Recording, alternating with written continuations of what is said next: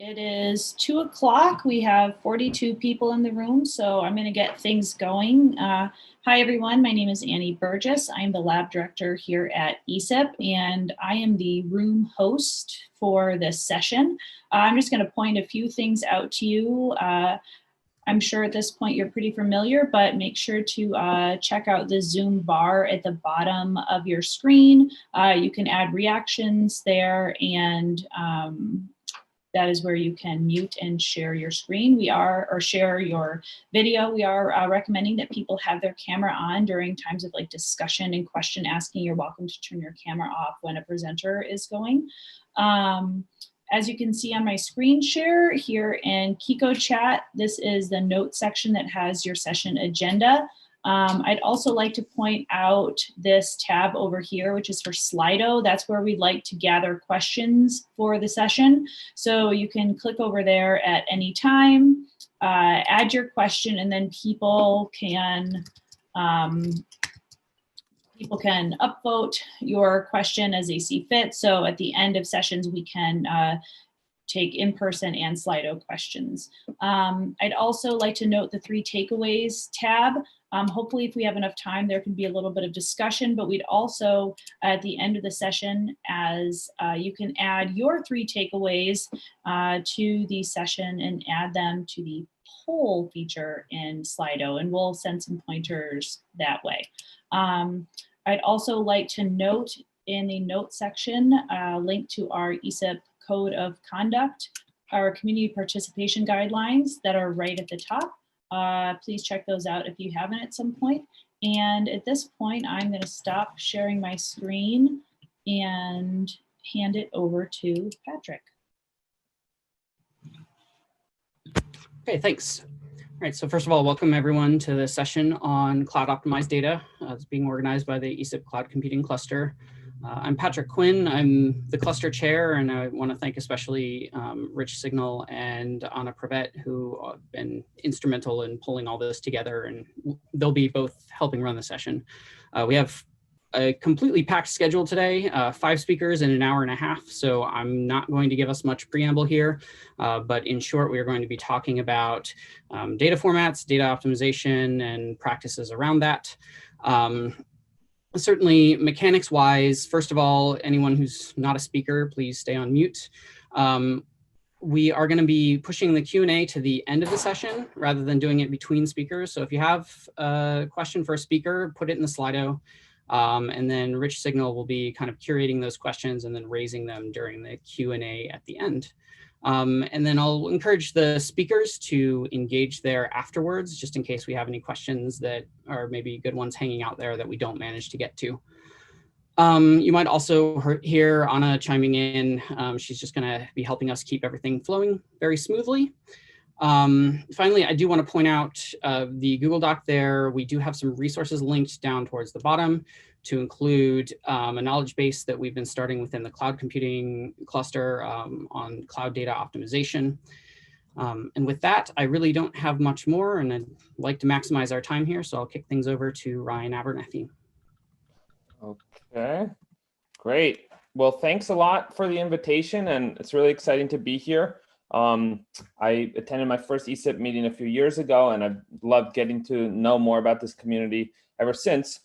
So I'm going to just start with a demo, because that's the thing you always run out of time for if you do it at the end. And then I'll explain what my demo does. So what I'm doing right now is opening a cloud-based data set. In this case, I'm opening data that's stored in the ZAR format in Google Cloud Storage, and we're looking at it right here. It's a ZAR array, pretty big array, 3-dimensional data cube of satellite sea level observations that's stored in chunks of, it's chunked in the time dimension. That would be the first dimension, so 5 days per chunk. And what I'm going to do today is describe a new tool that we have developed called Rechunker, which is designed to manipulate the chunk structure of these arrays. So what I just did in this line is I said, well, I want a completely different chunk structure. I'd like all the time steps to be contiguous. but I would like the array to be chunked in space instead, so I can perform analysis along the spatial dimension more easily. And then what I'm going to do is execute that plan that I just made using a modest-sized DAS cluster that I've just spun up. And what you can see over on the left side here is the graph that was generated by this operation. And what it's doing now is reading data and writing data to an intermediate store, making certain never to exceed the specified memory limit of 1 GB. And so there's not a lot of action because this actually runs kind of slow until it completes these tasks, but I'll just leave that running there in the background, and I'll switch over to the rest of my talk and we'll check up on this later. So I assume to most people that was kind of gibberish. At least you'll have a demo in mind once I start to describe what we're actually doing. Can you see my slides moving? I'm in full screen mode, so sometimes that doesn't work Yes. properly. And I just have to move the thing up in the, okay, there we go. Sorry. Okay, so I'm going to describe this rechunker library, why we created it, and what it's for. And this was work I did together with Tom Augsburger.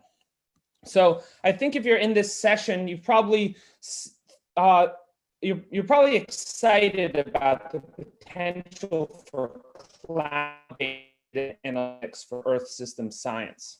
We've got a really exciting confluence of technologies that really enables this concept of an open cloud architecture for data sharing and scalable data processing. Over on the left, we have cloud optimized data formats, which is the subject of this session. Over on the right, we have scalable parallel computing frameworks like Spark or Dask. And we've got all these different clouds and different computational platforms we can use to analyze data in a scalable way. So it's a really exciting time to be involved in sort of this area because there's a lot of cool new tech coming out. Getting into the detail of, sorry, I just need to move this panel a little bit. I can't see. Okay, there we go. Getting into the details of what chunked array data are. So a lot of us in Earth science deal with array data, multidimensional arrays, such as images or satellite data output from numerical models. And those data sets can get very big, much larger than we can fit in our memory. So chunked array storage formats split up those big arrays into smaller, more manageable subarrays called chunks, which can define a unit for parallelism. And so, there's a little visualization of what a chunked array might look like here. And these are implemented in many different libraries, such as HDF, ZAR, TileDB, Cloud Optimized GeoTIFF, et cetera. And these really play well with distributed computing frameworks because you can parallelize operations over these chunks. However, there's a big problem. The chunks that the array was created with might not align very well with your analysis. So in the example I gave of looking at satellite data, we typically generate one satellite day. These are sort of naturally chunked along the time to am I losing my internet? That would be typical. Can you all hear me? Ryan, I would suggest you turn off your video feed and just stick with the audio. You're breaking up a little bit. Okay, I'll do my best. So one problem that we can have is that our chunks in these chunked array formats are not aligned with the analysis that we want to do. And a typical example of that is satellite data that are contiguous in space but chunked in time. It's very hard to do time series analysis of these data. This problem was recently raised on our Pangeo discourse forum. A user posted a problem that they were having analyzing some data that was due to this fundamental problem. And a lot of people came out of the woodwork and said, yeah, we have the same problem. We would like to solve this, this problem of how to re-chunk data, or how to deal with data that is not chunked in a way that's optimal for our analysis. Now, just as a little bit of an aside, the sort of status quo for how we would do this is to use the built-in re-chunking feature of Dask, which would take an array that looks like the one on the left and returns a sort of something that looks like the one on the right, with a different chunk structure. Problem with Dask's algorithm here is that, one, it requires global communication between all the workers that are calculating this rechunked array, possibly uses a lot of memory, and it possibly can create a huge number of tasks. So we decided to develop a standalone package that would take care of this rechunking challenge in an optimized way. So Tom and I worked on this together, and we just released the first version today in honor of the ESIP meeting. So this is a Python package that takes an input array or group of arrays that's stored somewhere, like in a file system or in cloud storage, and writes out a new array with a different chunk scheme to a new location. And it's designed to be used with a parallel execution framework such as Dask. The main design principles we used in creating this were to really try and have hard memory limits. The problem we would always encounter when trying to do this sort of operation in the past of rechunking is that we would run out of memory one way or another.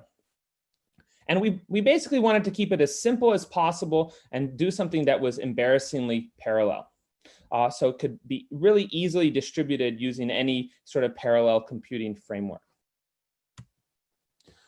On the forum, we spent a lot of time sort of debating what is the best algorithm to do this, and people shared their different experiences of what is an efficient algorithm to do this sort of rechunking operation.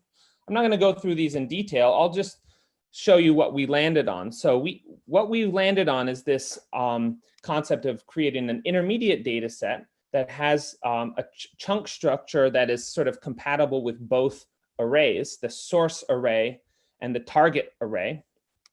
And then applying this consolidation up to the specified memory limit that reduces the number of read and write operations and increases the size of the intermediate chunks as much as possible.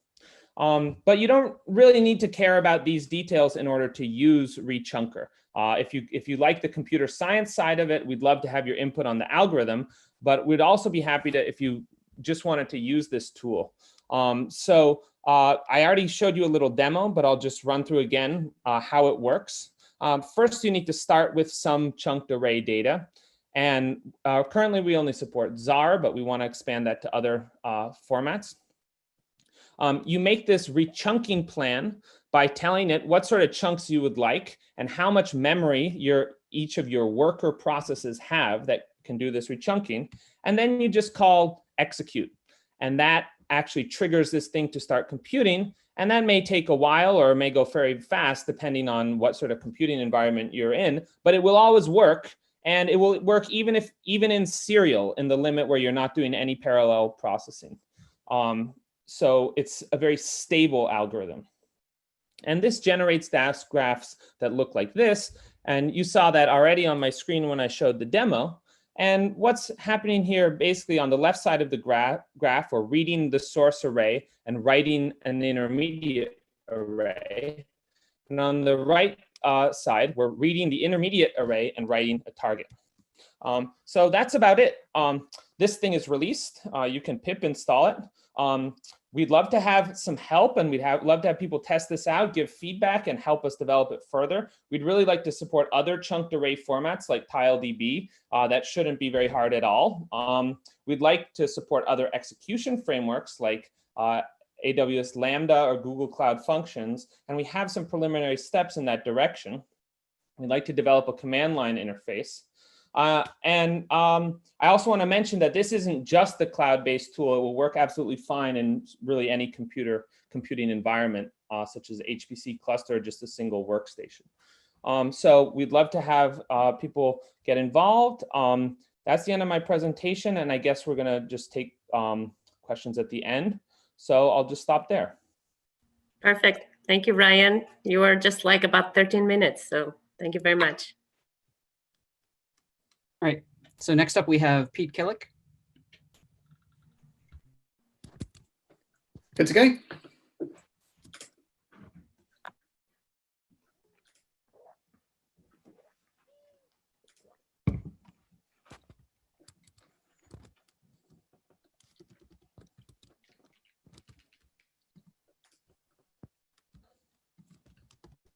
All right, can everyone see my screen okay?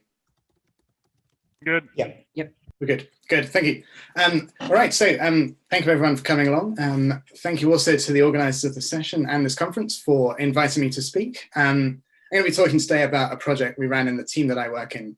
We called it Cloud Ready Data, and it became a real world comparison of TileUB and ZAR, which got a bit of a mention just now in Ryan's slides, and I'll go into a bit more detail on what these are.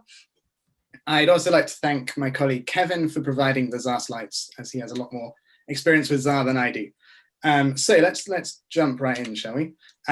So here's where we're going today. I'm going to give a few introductions, then I'm going to look at the projects that we worked on called Cloud Ready Data, take a bit of an in-depth look at TileUB, then a shorter look at ZAR in comparison, and then some findings on the project so we can work out where we got to, what we found out, and what comes next. So about me, I'm Peter Killick. Once I was a physicist, now I'm sort of a bit of a software engineer, a bit of a cloud architect researcher, a bit of sort of everything. I work for the UK Met Office, which is the UK's weather forecasting and climate research agency. We provide day-to-day weather forecasts and everything up to multi-decadal climate research in the attached Hadley Centre Climate Research Agency, all in the one organisation. Right on the edge of that organisation is a team called the Informatics Lab that I work in. We're a multidisciplinary research and development team. We combine science, technology and design in research projects to provide an informed opinion on future directions for the Met Office and other national Met services to consider taking in terms of things like approaches to technology, approaches to science and design. And we also invest heavily in partnerships, including this one, which is the Environmental Features and Big Data Impact Lab, or the Impact Lab for short.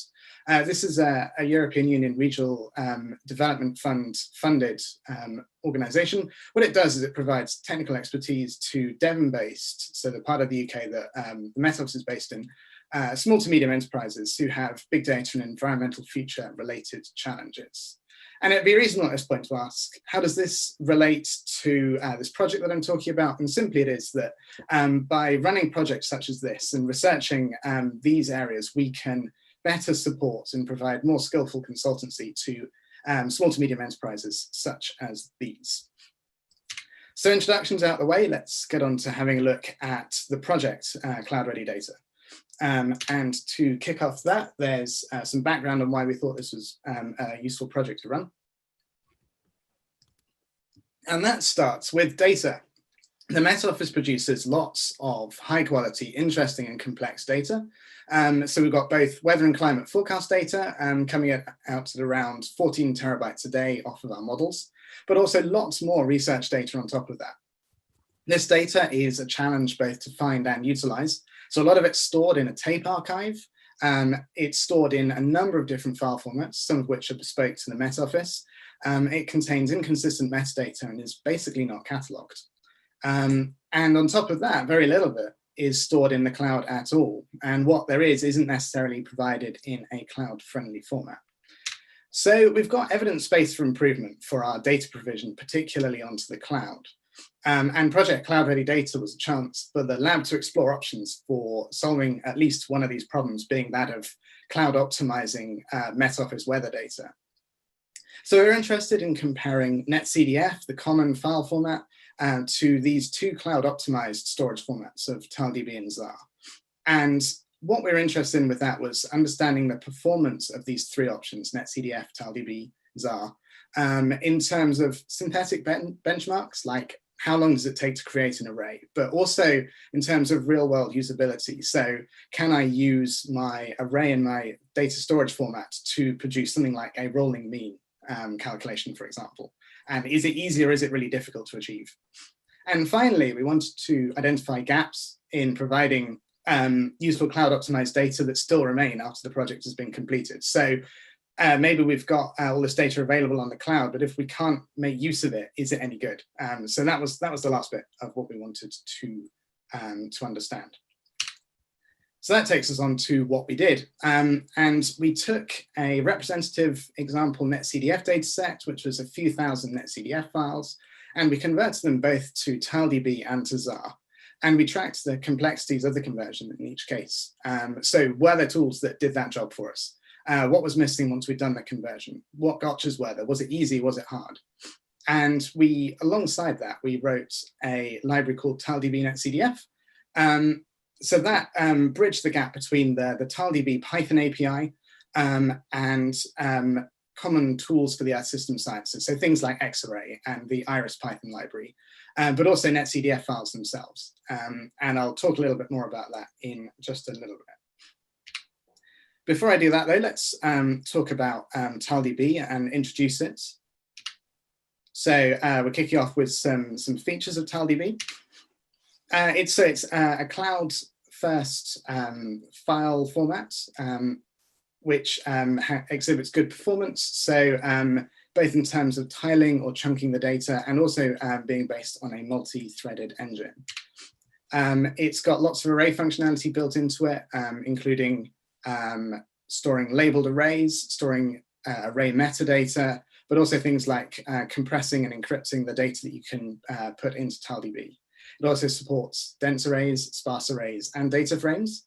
It has APIs and bindings available in multiple languages, including the ones overlapping there. And it integrates well with language-specific libraries such as Dask. And there's more as well. So let's have a look at two more unique things that TileDB can do that have particular application to Met Office data. The first one of these is time travel. So in TileDB, all writes to an array are stored. So whereas with other file formats, you might see that only the most recent version of a write to an array is stored, TileDB stores all of them, a bit like separate commits to an array, which is sort of an implementation of data version control in TileDB. But it also means that by selecting commits of different ages, you can effectively time travel through the array's history. This is really valuable to Met Office data, which comes off of models on regular run schedules. So we could store each set of model outputs in successive writes to our array, and then time travel through our model output history using the time travel functionality. The second one is multiple attribute arrays. So in TileDB, you can store multiple data points at each cell, each n-dimensional point within the array, creating what are called multi-attra arrays. So if you have a bunch of data that's all of the same shape, but describes different attributes or variables, then TileDB allows you to store all of this data in one single multi-attra TileDB array. This again has real application to Met Office data, which is composed of loads of different variables that describe different parts of a weather forecast. And often these are valuable in combination rather than as separate things. So for example, U, V, and W wind describe wind components across the grid of the model. And they're not useful on their own, but they are really useful when combined to calculate wind speed and direction, which usually requires loading 3 separate data sets, right? But here we can use just the one data set, a single TileDB array with all this data stored, each point having those 3 values in it, making it easier to locate the data we need and greatly reducing the I/O overheads for accessing it. So let's take a look at what we did with TileDB. And to start off with, I've mentioned this library already. This was the TileDB NetCDF library we wrote, which was sort of this adapter between the TileDB API and Iris and Xarray and NetCDF files. And what we did with it was we took a NetCDF file, created a common but bespoke data model for representing NetCDF data and metadata, pass that to a writer class and use the writer class to convert our netCDF data into a TileDB array. And then with the append methods that exist on the writer class, we can add successive netCDF data sets. So here, stylistically, T+1, T+2, and T+3 onto the array. So we append to our TileDB array with new data. And that means that our TileDB array is getting bigger and bigger. Then with the reader class in the Python library, we can take that big TileDB array and read it into Iris cubes or X-ray data arrays, and then use the APIs of Iris and X-ray to perform domain-specific analyses on the contents of these very large TileDB arrays. One final note, through this project, the informatics lab and so the Met Office have built a really positive relationship with TileDB Inc. And we hope that this relationship will be really beneficial to both companies in the future. So by comparison, let's take a super quick look at Xar as well. Xar is another cloud-native data storage specification for storing n-dimensional arrays. In this case, Xar, what it does is it stores chunks of data as separate objects in an object store. So the data is split up into chunks, and then there's metadata files that describe what those chunks mean and how they should be considered to form a logical whole. So the metadata allows us to reconstruct the chunks into a single larger ND array. Some key features. Left, Peter, sorry. Thank you so much. Sorry. Metadata access is fast, regardless of array size. It's cloud native, which we just discussed. It's a very lightweight specification, so it only defines the requirement for those metadata files and the consistently labeled chunks, and allows the user to control everything else. And in this case, there are language bindings for Python and JavaScript. Here's what we did with Xar. So again, we took our netCDF files. This time we loaded them using Iris. We performed a consistent metadata munge operation to make them ingestible into X-array, given the slight differences in the way that those two libraries represent metadata. Then we used X-array to save or append each successive netCDF file into a Xar store, producing a large Xar store like this one shown here. So just as we finished then, here's what we found through running Project Cloud Ready Data. So we found that with both TileDB and Xar, we could store the contents of hundreds or thousands of netCDF files in a single logical array that we could then interact with and perform analyses on or visualizations with common tooling such as Iris and X-array. But in both cases, what we couldn't do was just take thousands of netCDF files, hurl them at our cloud optimized storage format of choice, and get a single logical data set out the other end. We needed to do some work first. So there were conversion challenges involved, particularly in terms of representing metadata.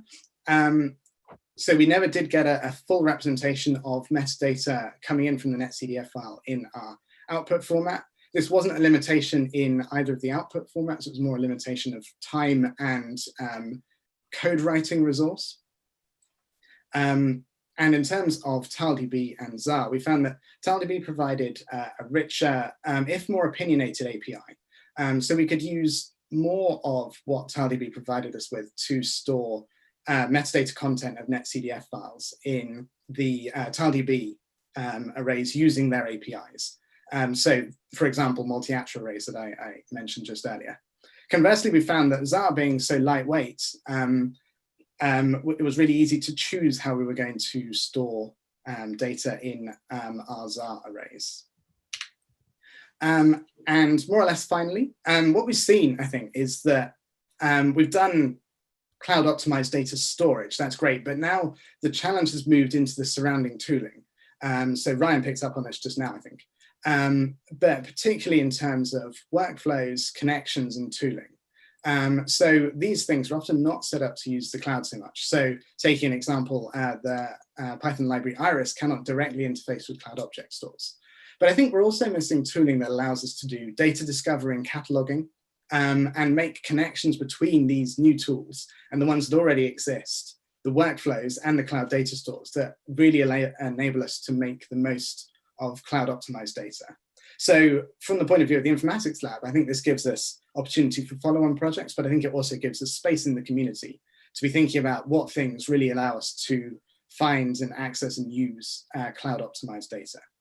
If you want to know more, here's 3 Medium blog post links. They're only going to flash up on the screen, but my slides are in the shed, so go and take a look there if you wish. To recap, I introduced myself and the Met Office, then I talked about the project Cloud Ready Data, made a comparison between TileDB and ZAR, and wrapped up with the findings that we came to from completing the project Cloud Ready Data. And with that, I'm going to say thank you very much. Great. Okay. Thank you, Peter. Up next is Dave Neufeld. Yeah, hi everyone. Let's see here.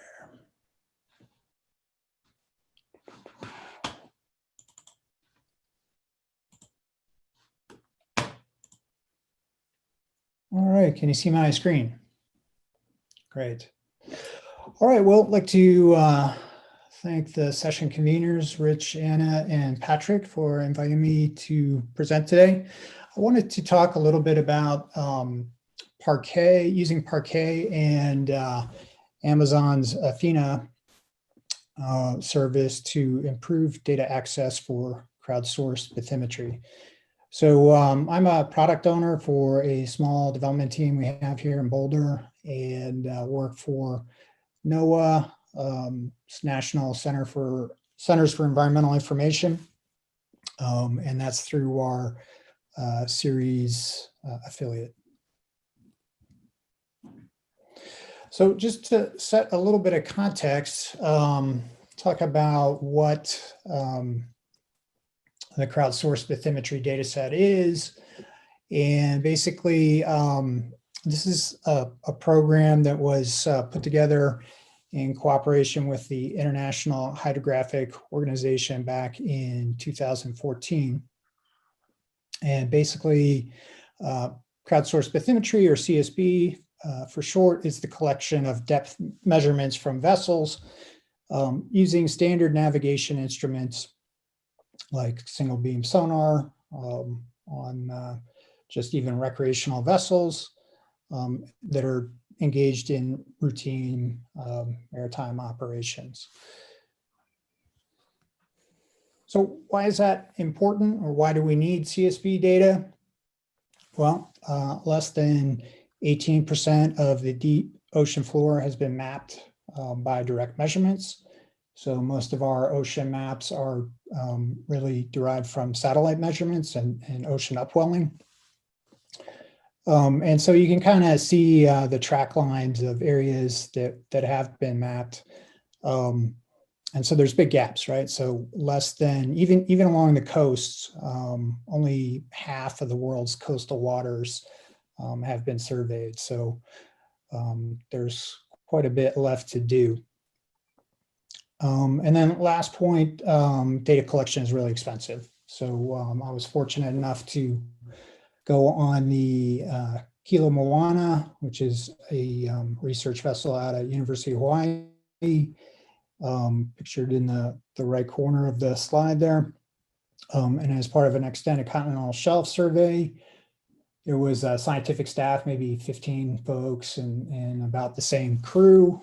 And we went down to Palmyra Atoll. It took about 30 days total to survey. And as I understood or was told, costs ran about $1 million a day for that data collection effort.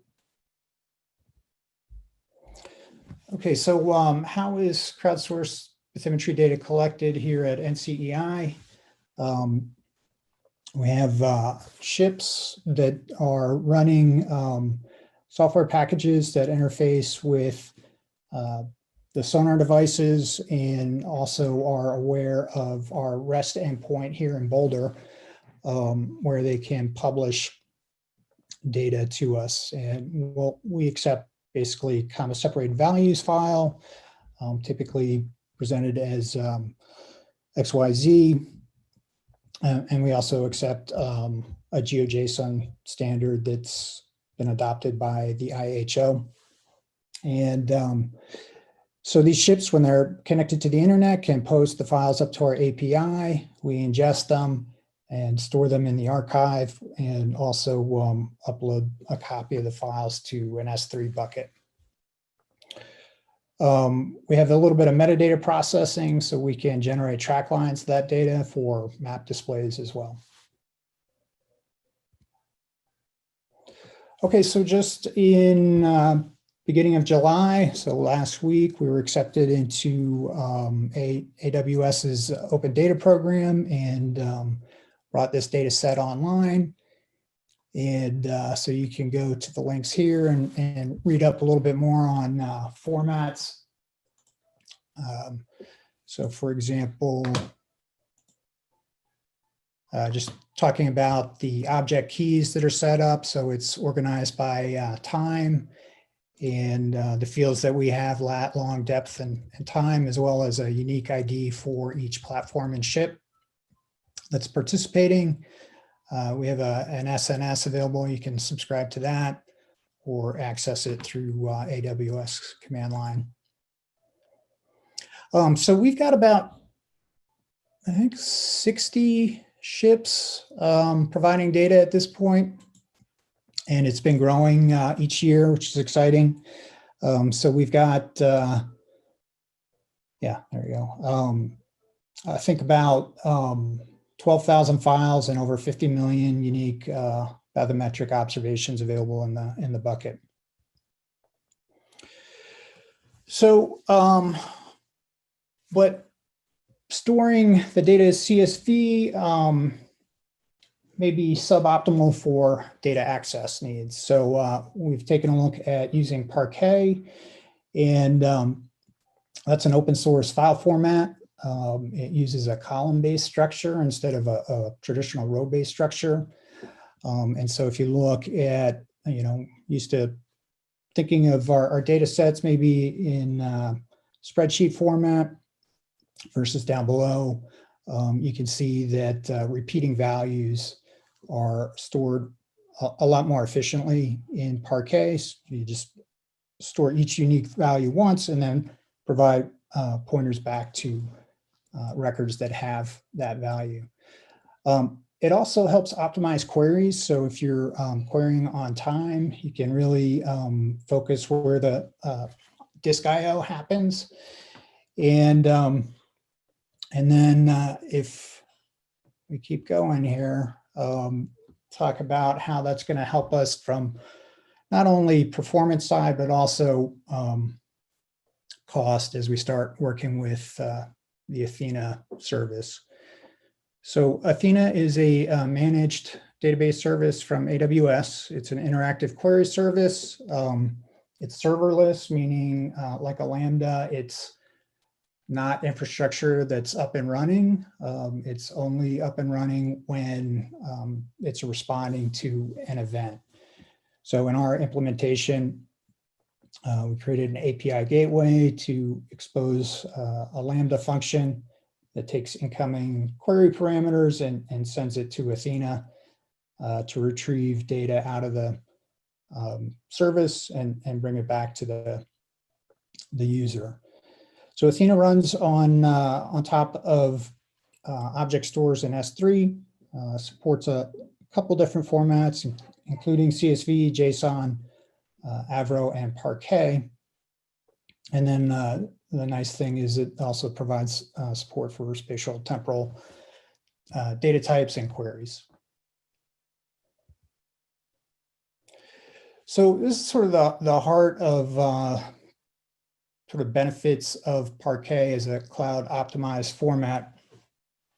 If this is analysis done by Databricks, and taking a look at if you have data stored as just CSV files up on your S3 bucket, you've got about 1 terabyte of that data, and you're using Athena to query that format. The query runtime is significant, almost 4 minutes in this case. You have to basically scan across the full object store, and Athena price point is $5 per terabyte of data scanned. So if we take our CSV data and convert it into Parquet, we can see that the size on S3 is reduced down to 130 gigabytes, getting much better performance at 7 seconds. And the data scan is only 2.5 gigabytes in this case, costing about a penny per query. So a lot of big savings, both 34 times faster in terms of performance and 99% savings in terms of cost.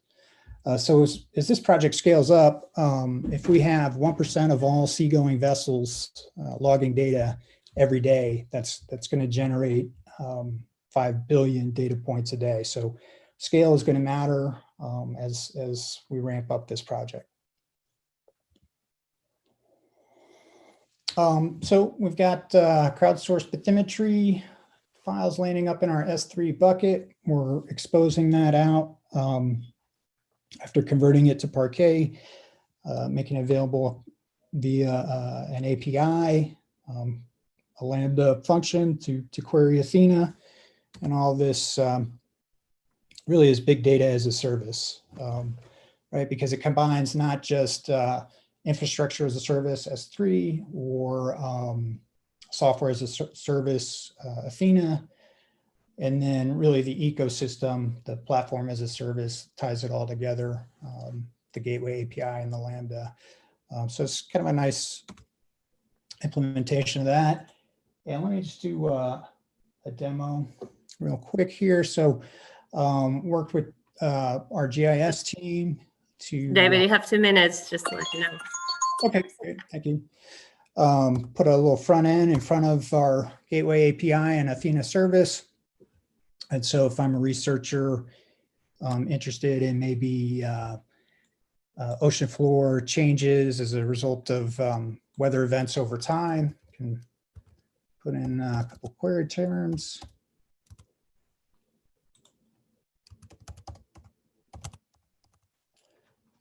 And send a request up to the API endpoint. You can see down here, got the query running, and the CSV points have been loaded now into my map viewer, and I can download the data or access it in S3. And we're back to looking at it in the typical spreadsheet CSV format for additional analyses that we may want to do. So I think getting towards the last slide there. Let's see what we got left here.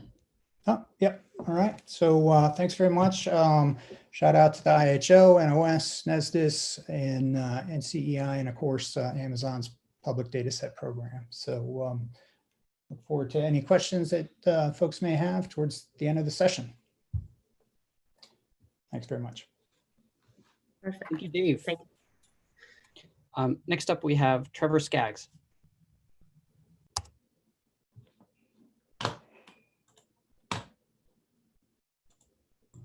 All right, thank you guys. Let me see if I can get my screen to go here. Oh, I think you have to stop sharing. And I should be able to take over. There we go. Sorry about that. Should be back over to you, I think. Yeah, I think I got it here.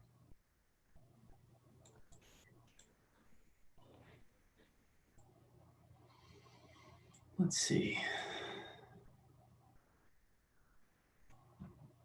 All right. Is that working for everyone out there?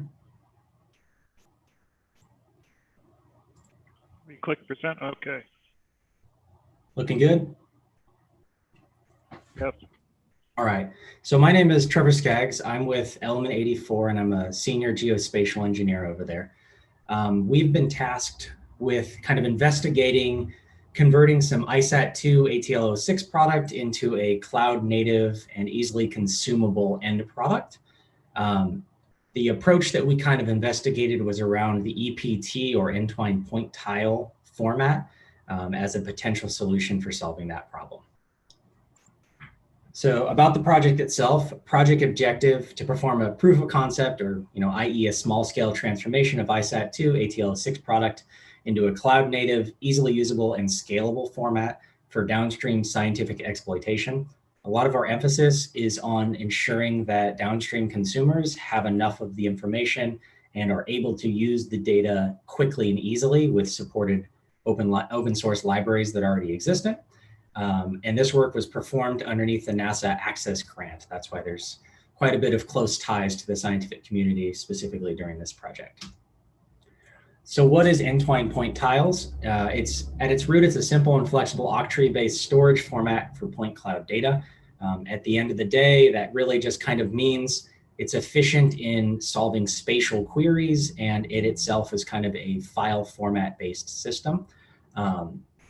It is actually overarchingly a organizational component. So the actual encoding of the data underneath, i.e. true file format, it's fairly agnostic. It can speak a couple of them. And at the end of the day, what it allows you to do is create that hierarchy or that octree within the point cloud organizational structure.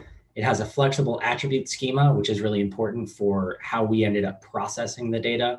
And most importantly, for scientific applications, it is truly lossless. So we're not losing any of the data because there's no downsampling that is natively occurring. The supporting groups around this, obviously Entwine.io is an organization that is supporting directly the Entwine point tile library. And then Hobu Incorporated works in the GIS space and actually employs a couple of the people working on the Entwine library, as well as Poodle, which is the ultimate downstream consumer of an EPT endpoint. So quick overview of what our processing chain looked like for this project. So at the very beginning, we're going to go download some sample data. Then what I'm kind of doing here, and as some people have kind of alluded to in other file formats from ZAR to TileDB that actually have a time component, EPT isn't optimized for temporal queries, it's optimized for spatial queries. And so what we're kind of doing specifically for ATL06 is sorting them into the idea of a cycle. And a cycle is basically a 90-day period where the satellites have gone around and are then repeating the same coverage area. And so we're using that as a quick way to have a proxy for temporality. Then they go through a conversion to LAS. That's the encoding library that I chose to use to underlie the EPT model.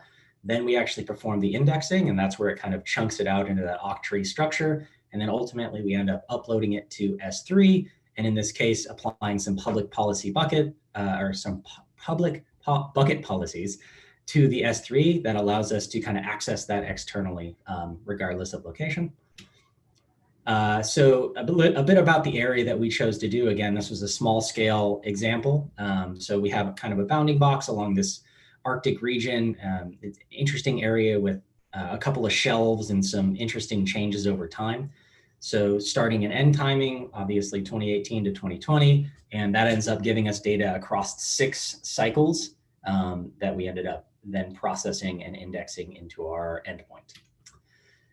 This is a little bit of the nitty gritty and the back and forth that we did with the scientists, but at the end of the day, a big part of why this data is so big is there's a lot of extra attributes attached to each point that we don't necessarily need to carry through the process.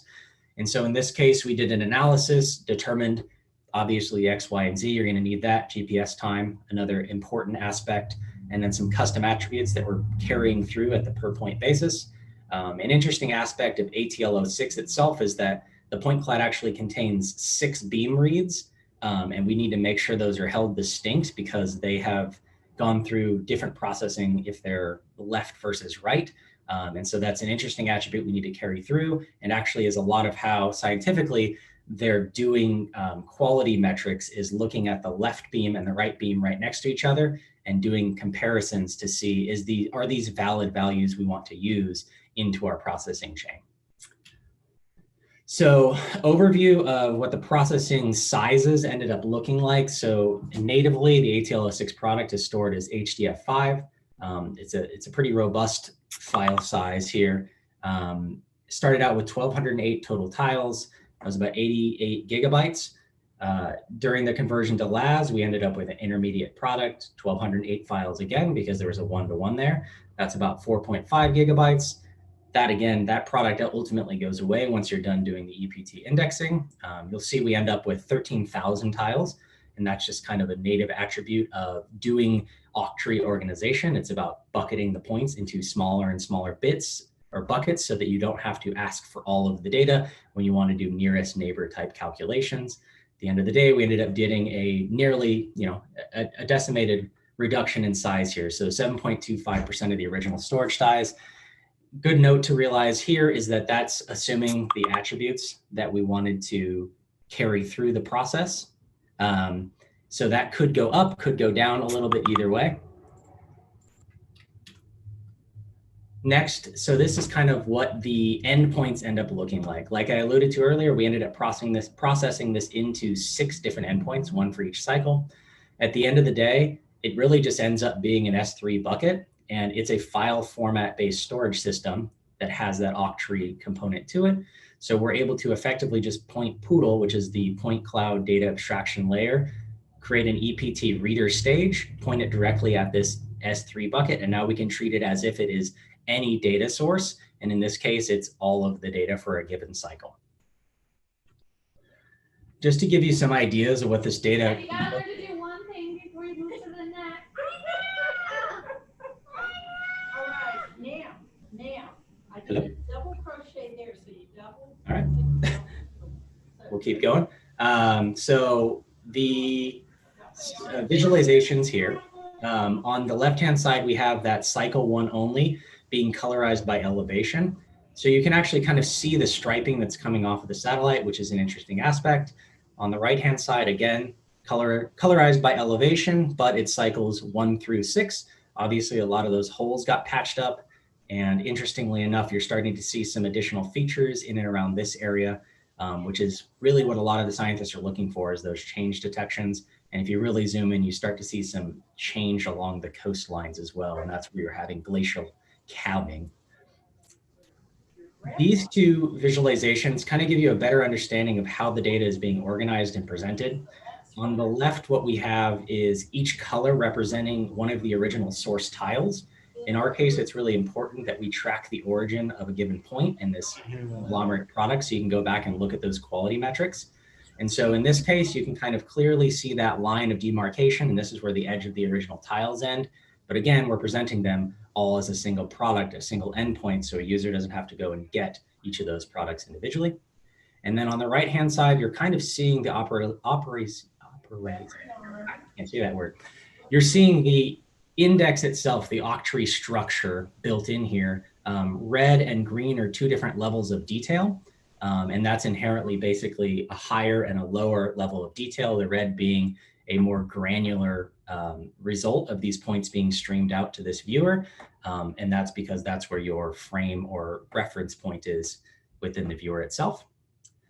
And then lastly, a little bit deeper dive into cycle 1 again. You can kind of see that we have the ability to turn on and off these different beams.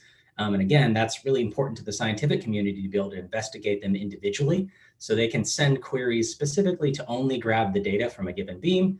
And then on the right-hand side, like I alluded to earlier in the discussion, it's really important for them to be able to, and so the top one here, you can kind of see some of the topography that is being attributed to that beam. And then when I turn it on its side, you can actually see them running parallel to each other, and they have about a 20-meter spacing in between, and they can start to look for those differences across those as quality metrics, as well as being able to do slope calculations or whatever they may need to be doing in that area. So overall, that was basically what our effort entailed. I wanted to kind of highlight again that Entwine and Poodle are kind of an underlying set of tools that we leveraged for this project. The project itself is not completely done. Part of what else we're trying to do is develop real world examples and walkthroughs that people will be able to kind of follow along, again, within the scientific community to be able to leverage these endpoints.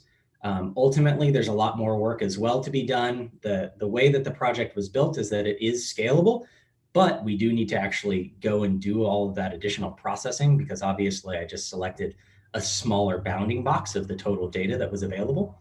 And so those are kind of the ongoing steps around this project. Again, more of a research and development type project, and still somewhat in its early stages.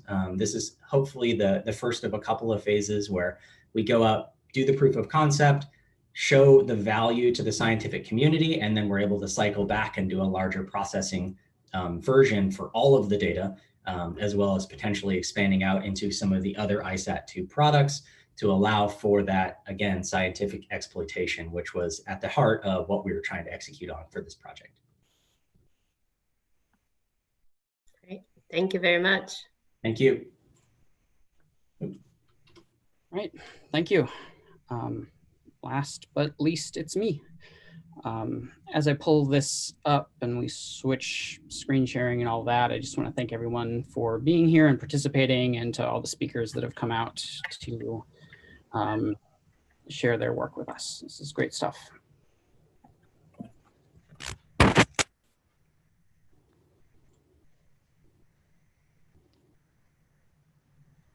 Okay.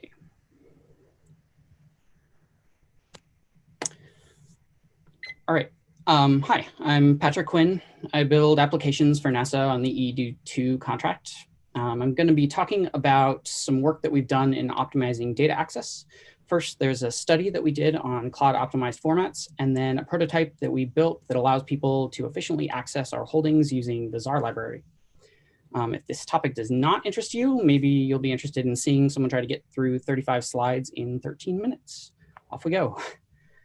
So just a heads up, I'm going to be using a few acronyms. So this is here more for offline reference. I'll explain most of this as we go, but I want to call out EOSDIS, which is NASA's Earth Observing System Archive. Importantly, many of its holdings are currently being migrated to the cloud. So this past winter, we published a study on cloud optimized formats. We looked at the performance of several common formats, including cloud optimized geotiffs, commonly called COGS, and ZAR, and we were comparing them to data formats commonly used on-prem like NetCDF4. The study itself is linked down there at the bottom of the slide. It is also in the notes for this session, but I want to give just an overview here. So we evaluated the formats on several criteria that covered a combination of suitability for archive and suitability for widespread high performance use.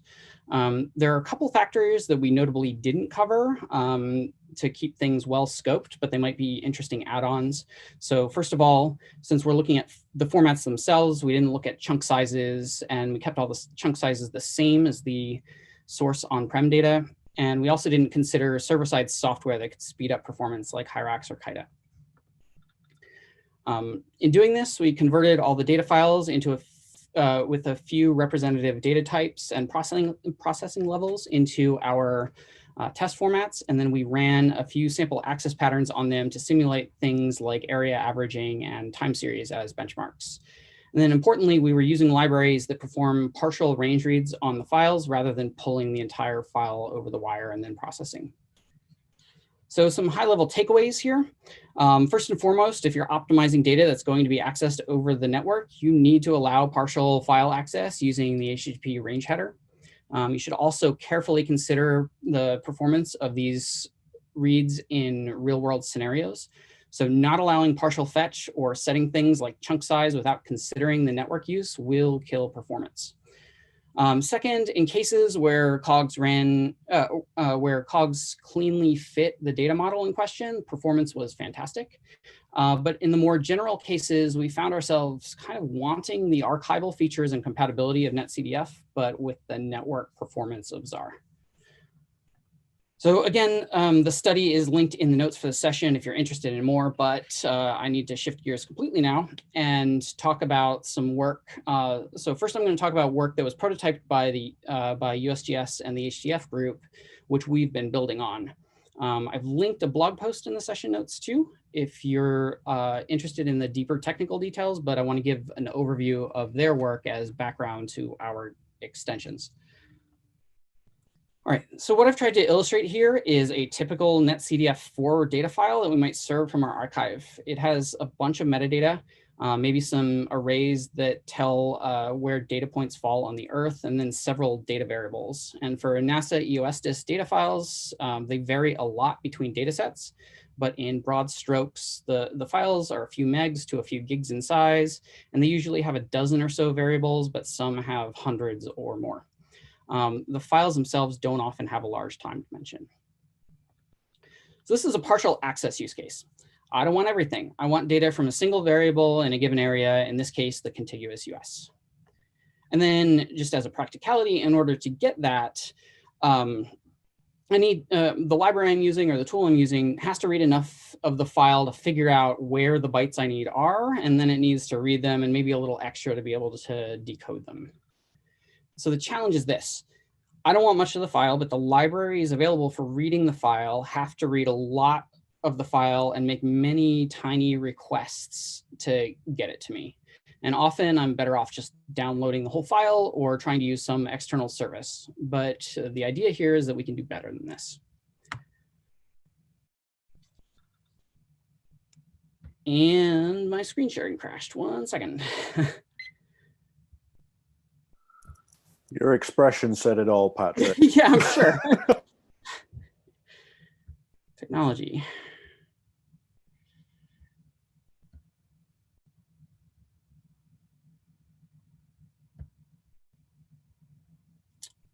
All right.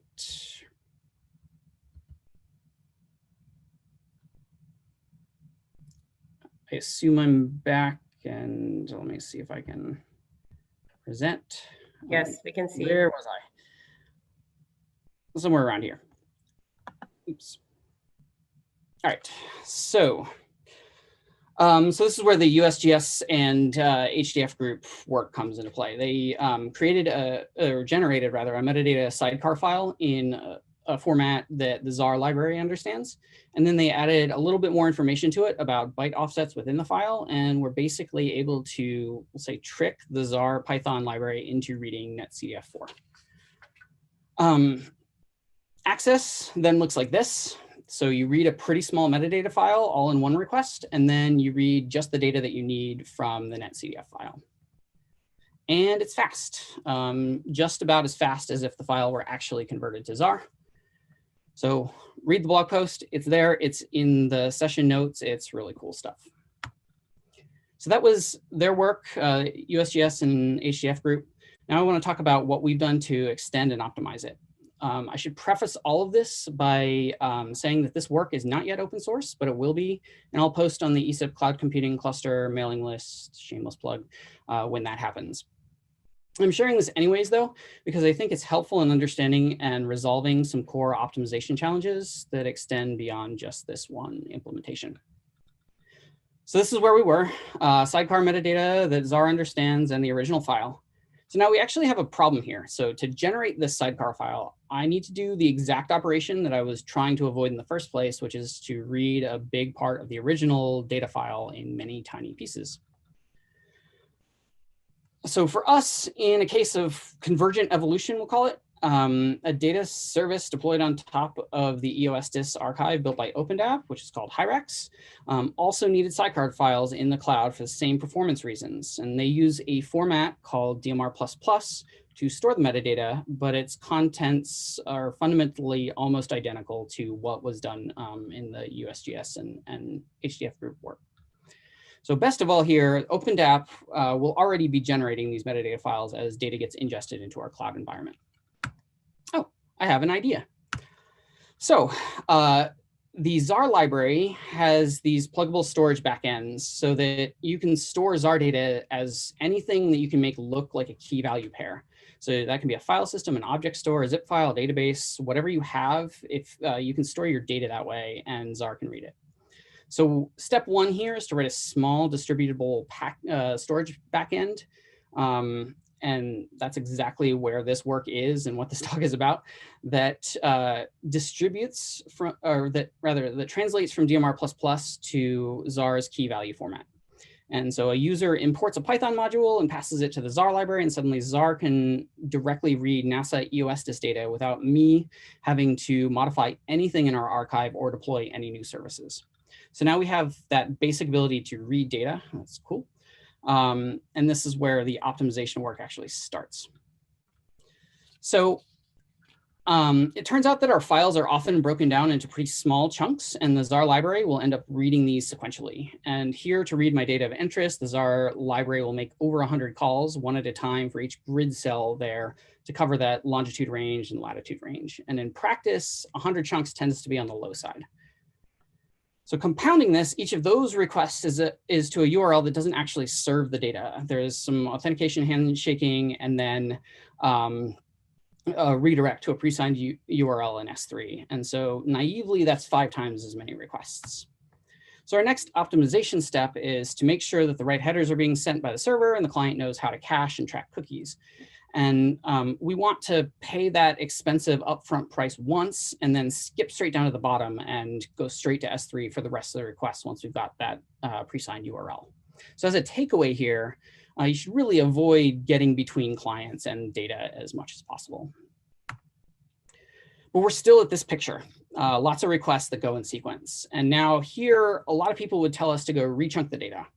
I think being less granular in chunk sizes is absolutely helpful here. But for the data archive like ours, it can be impractical to rechunk everything. And for archival reasons, doing so might mean that we're managing 2 copies of everything. But there's more that we can do. So first, it turns out that data near each other within an array tend to be near each other on disk, and that's basic locality of reference. And if we knew upfront that ZAR was about to make 100 requests for a handful of near consecutive byte ranges, we could just combine them into a handful of network requests. And luckily, there's an issue out there getting traction in the ZAR GitHub repo to get us that exact upfront knowledge. But I prototyped that and it's a lot faster. So basically we combine those nearby requests into a single request, and it's as though we're fetching 1 less dimension than we actually are. I can link to that issue if anyone would like to help implementation especially. So we've gone from over 100 slow sequential reads to 1 slow read and 7 faster ones. And then the next obvious optimization step is to do the slower read that has to happen first and then run the rest in parallel. And then finally, we cache what we get. So if the program reads the same area twice, we don't fetch anything at all. So real fast, some examples, and I'd be happy to get more concrete offline. 2 minutes so that you know, Patrick. Okay. Yeah, so shoot, I pulled up the wrong deck when things crashed, but I'll just talk to it. So we did a small area of interest on a 15 gigabyte JEDI file, and it was able to reduce both read time and egress size by more than a factor of 100. So minutes became even fewer seconds. And then in the other extreme, we had a 2 megabyte file where it would have been faster to just download the file than to make 4 requests. There's this break-even metric in there that I have some ideas for reducing. So just general takeaways here. Really, if you take away one thing here, it's that optimizing partial file access over a network is mostly a game of optimizing read latency. So to optimize, that means that you should make fewer reads. So choose some chunk sizes that have you perform fewer requests in the first place. You should also exploit the locality of data and combine multiple requests from near adjacent bytes. And then further optimizing, you can get rid of expensive network actions. So get out of the middle of the client and the data wherever you can, reduce latency where you can, wherever you can't get out of the way, and then cache well. And then finally, do things in parallel when you can, pay that price together rather than sequentially. I want to point out one notable absence here. I've been talking a lot about sidecar files, and I personally think that if we could do better, if we could get better network read behavior from our core libraries without the need for sidecar files, we may be better off, and we can take that to another talk as well. But that's really all that I have. Thank you. This is my contact information, if you'd like to reach out, and then I'll also engage in any questions in the Slido. And I will now turn things over to Rich for Q&A.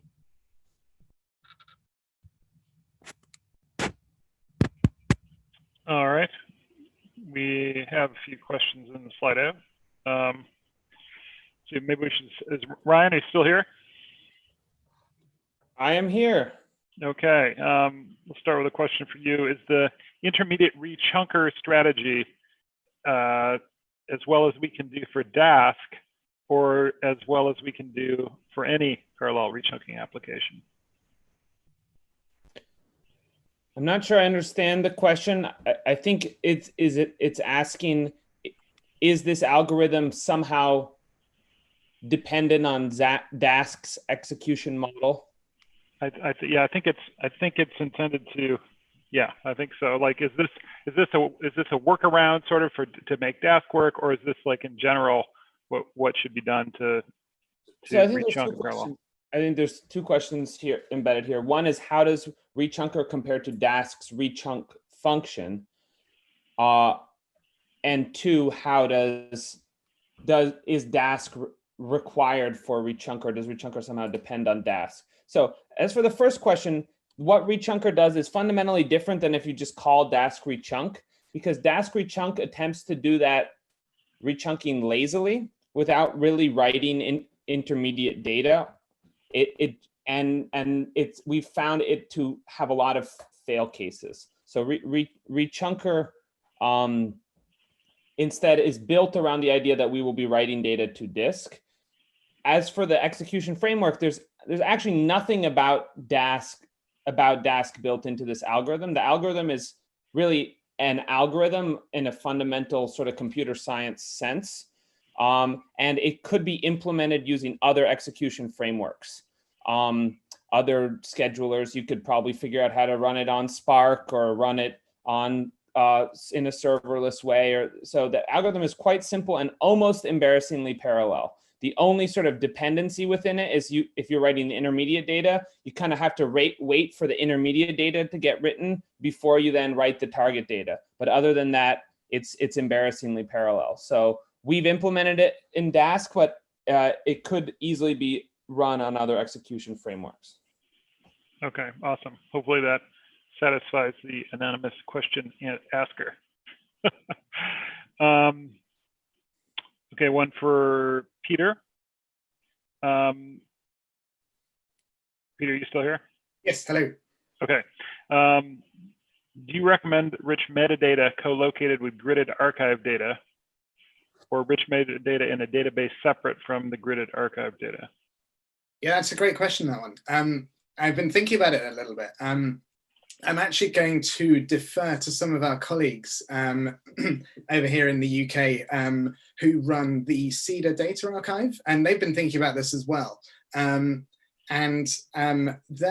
thinking is that we should keep data and metadata together. So they were looking at it particularly from a ZAR point of view, but I think the idea commutes in that particularly with ZAR, if you lose the attributes file and you've only got chunks, you don't necessarily know how to reconstruct the chunks. Now, you could make an educated guess, but if we want to keep Earth observation system data for the whole Earth for 200 years or whatever it might be that the CEDA archive people are thinking about, we don't want to be guessing how we put our chunks back together. So that's a long way of saying, I reckon we should co-locate data and metadata so that we always know what the numbers in our arrays mean. Okay, great. Let's see, let's move to one for Dave. What is the scope of your crowdsourced effort? Geography, ship registry, how is it integrated with other bathymetry efforts such as JEBCO or Copernicus Marine?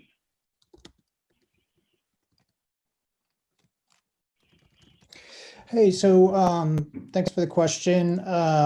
So the JEBCO okay, well, let me preface my comments. Like, I'm more the tech guy than the project person or project manager. So Jennifer Jenks is at NOAA NCEI, and I would normally defer to her on that type of question.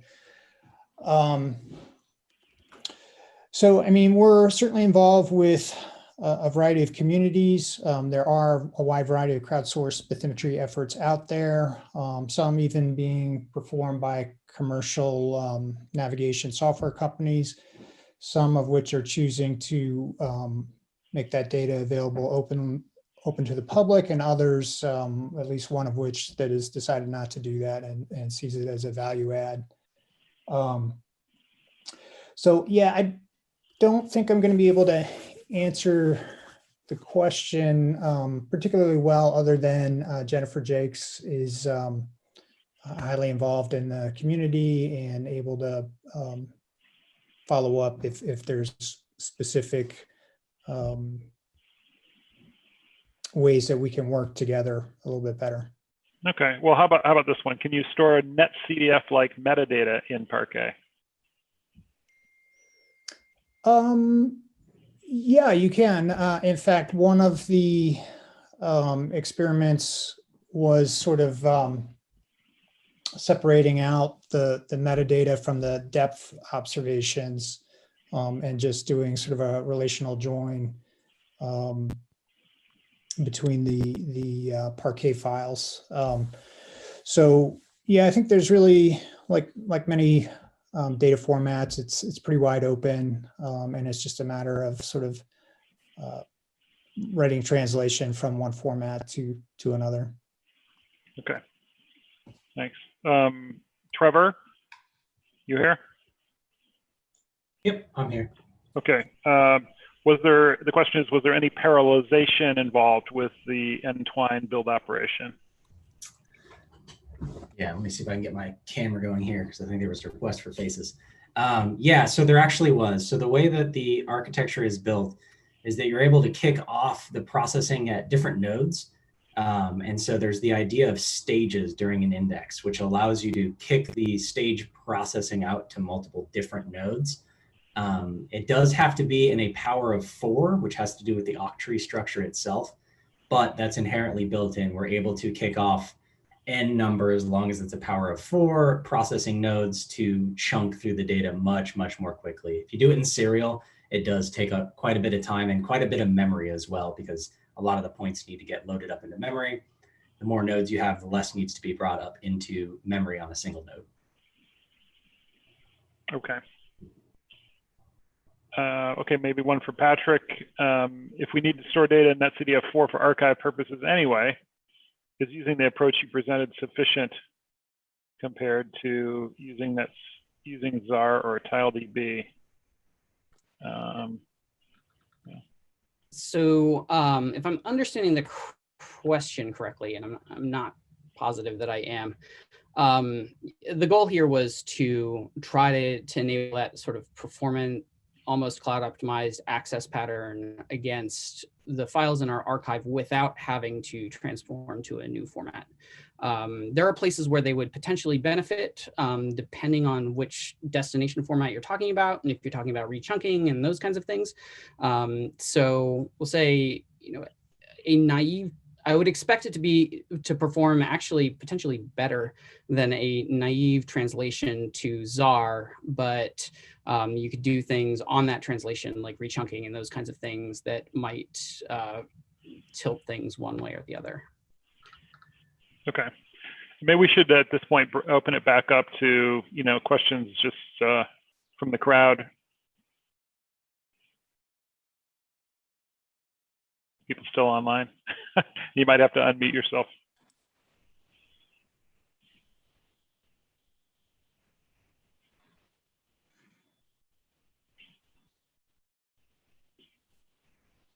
Actually, Patrick, I had a question on your survey findings. If you didn't, so you said you didn't modify the chunk sizes? No. So, but did you look at the same? Did you convert the data then from those chunk sizes into those different formats, or? So it was really so you can go down an absolute rabbit hole on chunk sizes, I guess is what it came down to. And so in order to keep things scoped, and since we were looking at just kind of things inherent to the formats themselves, we opted to maintain that chunk size between the formats. So we would translate to ZAR using the same chunk sizes as what were in the original netcdf format, so that we could compare the two on remote access rather than comparing kind of the apples to oranges of, netcdf chunked one way and ZAR chunked another. Yeah. I understand that's not ideal, and I think I called out, like, that's a rabbit hole I would like to see someone go down, but in order to keep things scoped, that's kind of where we had to be.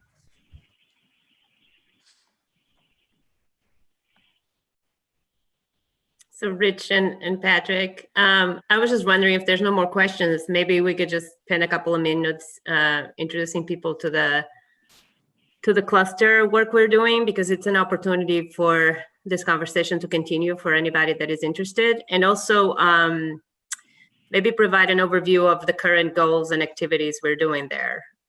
Just at a very high level, the goal is being to try to bring to the surface what different groups around the world are doing in the space of cloud data optimization. With the intent to create or to write a white paper that can help us, just put out there what's the status of the landscape, and then understand also at the same time where do we want to be and what type of experimentation and benchmarking as a community do we need to support. So yeah, so if you're interested, Patrick, do you have details? I don't quite recall when the next meeting is, but if there's any additional details that you can give people out to connect with that group. And Patrick runs the group in general, but there's a fairly active group that joins those meetings on a monthly basis. So first of all, there's the ESIP cloud mailing list. If you join that, I do send out reminders of the upcoming meetings ahead of that. Shoot, I'm going to try not to mess this up, but I believe we are the 4th Monday of the month at 1 p.m. Eastern is when we meet. If you look up ESIP Cloud Computing Cluster on the ESIP site, you can get the canonical meeting time and go-to-meeting information there. And also, Patrick created a repo on GitHub for this document and potentially for issues surrounding the document. And I think the concept was not tried to create some all-encompassing document taking a year from now or something, but to try to get down what we know now that a lot of these discussions happen in like the Pangeo discussions and elsewhere, and certain people know things, and a lot of people haven't heard those things yet. So like we would like to capture those things in this document dynamically and sort of crowdsource it a bit, but we really haven't gotten much traction yet. And so I'm not sure what the problem is or how to really get moving, because I think there is a lot of knowledge that's been gained by folks like the folks on this call and elsewhere, but we haven't been able to. I think we were waiting for this session to get the real momentum, right? I'm hoping. Well, I hope so. There's so much great information that came out of this session. I'm really glad that we had all these overviews. And so I think definitely we need to add this to the document and keep building on it. So thanks for that positive spin. We'll bug everybody about it. The document that Rich is referring to it's a website, really a GitHub pages. It is linked in the session notes, so you can go there and find it. If you have something, there's very few contributions out there now, but we want to get something started and kicked off. If you know something, if you disagree with something, if you have something to add or caveat or whatever you have, some background document that you can link to, that's a good place to engage, and please do. Right. If there are communities where we should be reaching out to and share this information as well, that would be helpful.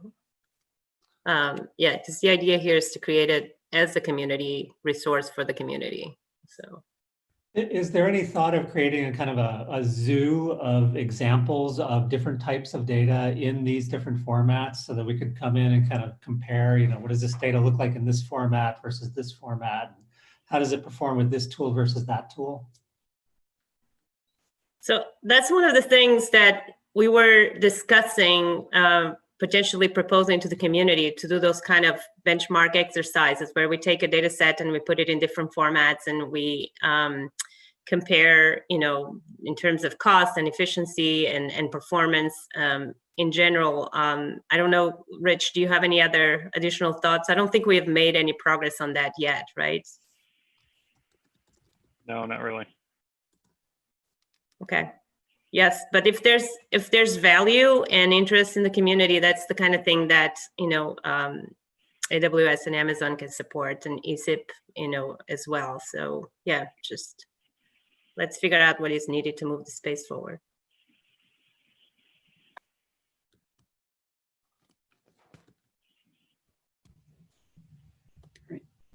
Any other questions or comments for the session?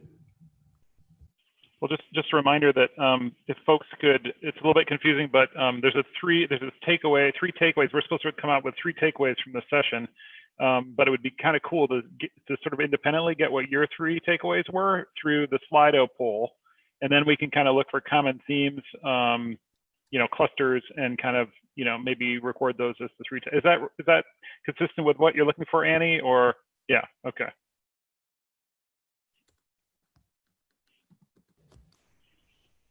All right, so 5 minutes early, maybe if we could take 5 minutes and think of a takeaway or upvote a takeaway in the Slido. Yeah, okay. Right. One thing. Thanks, Thank everybody. you, everyone. Have a good Thank evening. you. Okay, bye-bye. Thanks, everyone.